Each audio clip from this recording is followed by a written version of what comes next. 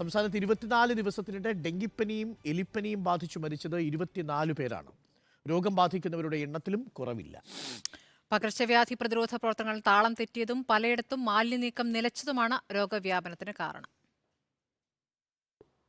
ആരോഗ്യവകുപ്പിന്റെ കണക്കനുസരിച്ച് കഴിഞ്ഞ വർഷം ഡെങ്കിപ്പനി സ്ഥിരീകരിച്ചത് 16,595 പേർക്ക്, മരണം 173. എലിപ്പനി പിടിപെട്ടവരുടെ എണ്ണം 2,390, മരണം 283. ഈ കണക്ക് ഇങ്ങനെ നിൽക്കുമ്പോഴാണ് 24 ദിവസത്തിനിടെയുള്ള മരണക്കണക്ക് പുറത്തു വരുന്നത്.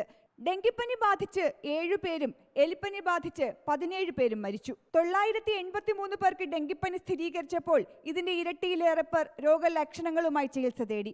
എലിപ്പനി സ്ഥിരീകരിച്ചത് 125 പേർക്കാണെങ്കിലും ഇതിലും അധികം പേർ രോഗലക്ഷണങ്ങളോടെ ചികിത്സ തേടി. അപ്പോൾ ജലാശയങ്ങളിൽ വെള്ളം വർദ്ധിക്കുക, അവിടെ വെള്ളം കെട്ടി നിൽക്കുക, ഓടകൾ കരകവിഞ്ഞൊഴുകുക തുടങ്ങിയ കാര്യങ്ങളാണ് എലിപ്പനിയെ പ്രധാനമായിട്ടും നിർണ്ണയിക്കുന്നത്. അതിന് കാരണം പല കാരണങ്ങളുണ്ട്. ഒന്ന്, എലിയുടെ മാളങ്ങളിൽ ആ സമയത്ത് വെള്ളം കയറാനുള്ള സാധ്യതയുണ്ട്. മറ്റൊന്ന്, ഇപ്പോൾ നമ്മുടെ പട്ടി അങ്ങനെയുള്ള ജീവികളുടെ മൂത്രം അതിലൂടെ കടന്നു വരാനുള്ള സാധ്യതയുണ്ട്. പലയിടങ്ങളിലും മാലിന്യ നീക്കം നിലച്ചു. എലികളും തെരുവ് നായ്ക്കളും കൂടി. ഇതോടെ എലിപ്പനി ബാധിതരുടെ എണ്ണത്തിൽ വലിയ വർധന.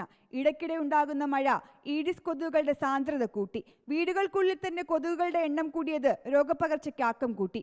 ഈ കണക്കുകൾ ഒരു മുന്നറിയിപ്പാണ്. ജാഗ്രത കുറഞ്ഞാൽ വലിയ തിരിച്ചടി ഉണ്ടാകുമെന്നുള്ള മുന്നറിയിപ്പ്. Reporter PR Praveena, in reporter, Thiruvananthapuram.